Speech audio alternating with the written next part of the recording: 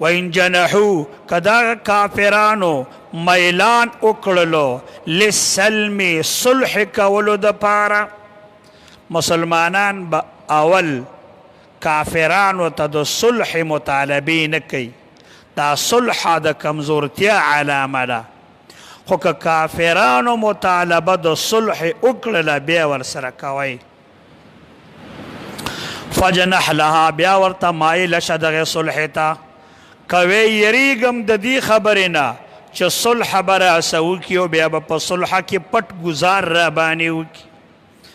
الله وایي وتوکل علی الله بیا په الله باندې بروسه کوه انه دغه الله هو السمیع العلیم دا اوریدونکی او علیم ذات دی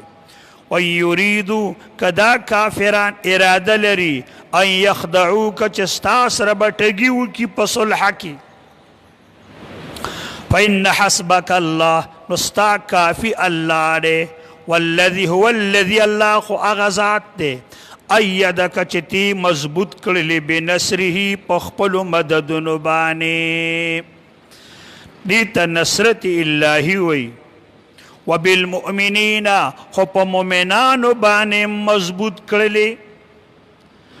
اوس یو سوال دی چې کله نصرت الهي شته دی نو د مؤمنانو نصرت ته څه ضرورت د الله مدد شته که نه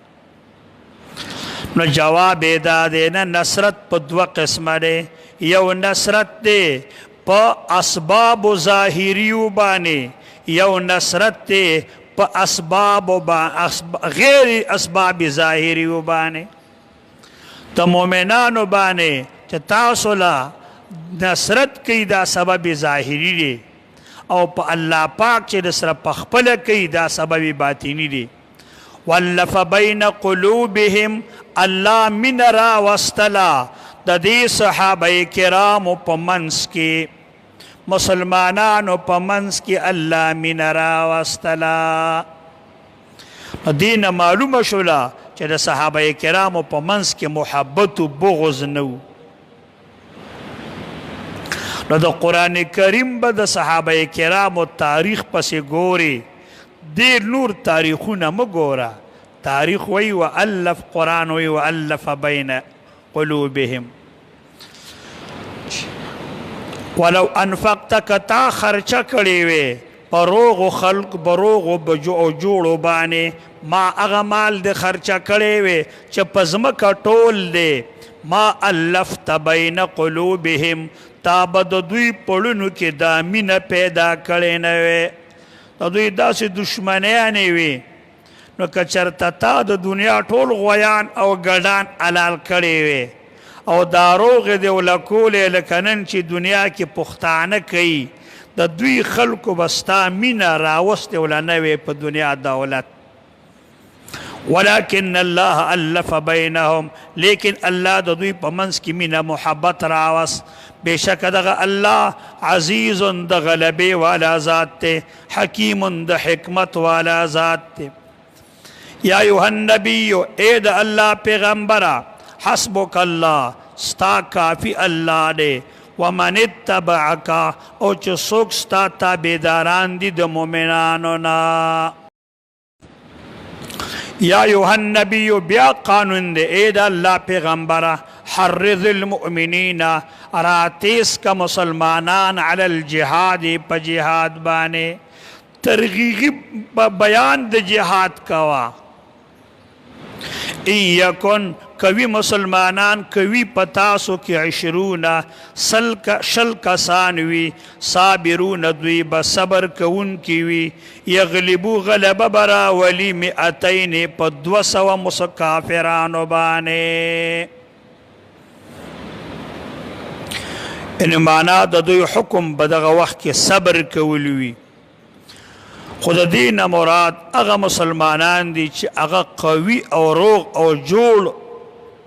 او د روغو اندامونو والا دي وَإِن يَكُن مِّنكُمْ که په تاسو کې 100 کسان وي غالبه کیږي به په 1000 کسانو د کافرانو باندې بأنهم ځکه چې دا کافران قوم دا داسې یو قوم دی لا یفقهون چې دا نه پوهیږي بیا څوک وایي چې دا حکم منسوخ شو. یو مسلمان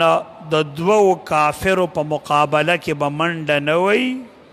او چې یو مسلمان د لسو کافرو له مقابله کې شو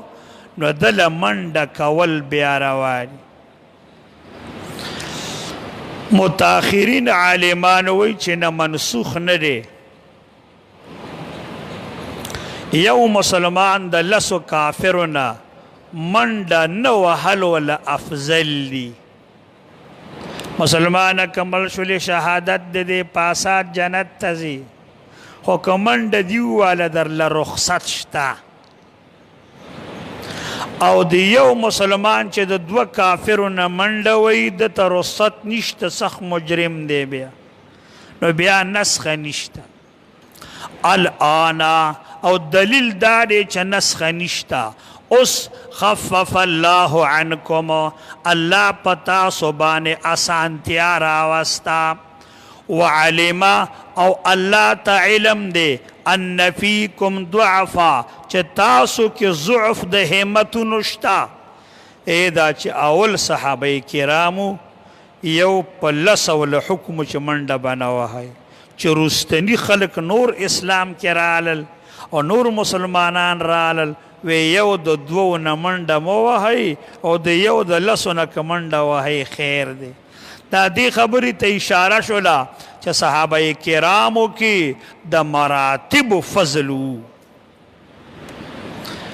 دا لومبني کسان ډېر د غټ همت والا وو چې د لسو کافرانو نه به هغې منډه نه وهئ.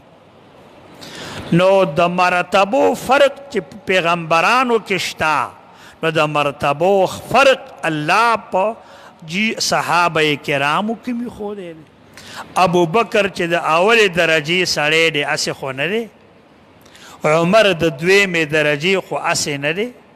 عثمان د دریمې درجې خو اسې نه دی. نو فیکم منکم، کوي په تاسو کې مئة سل کسان، صابرة صبرناک،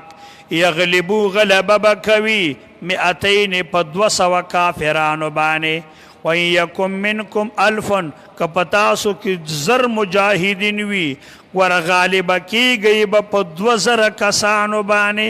باذن الله، ای بتوفیق الله. والله مع الصابرین، الله پاک د صابرانو ملګری دی.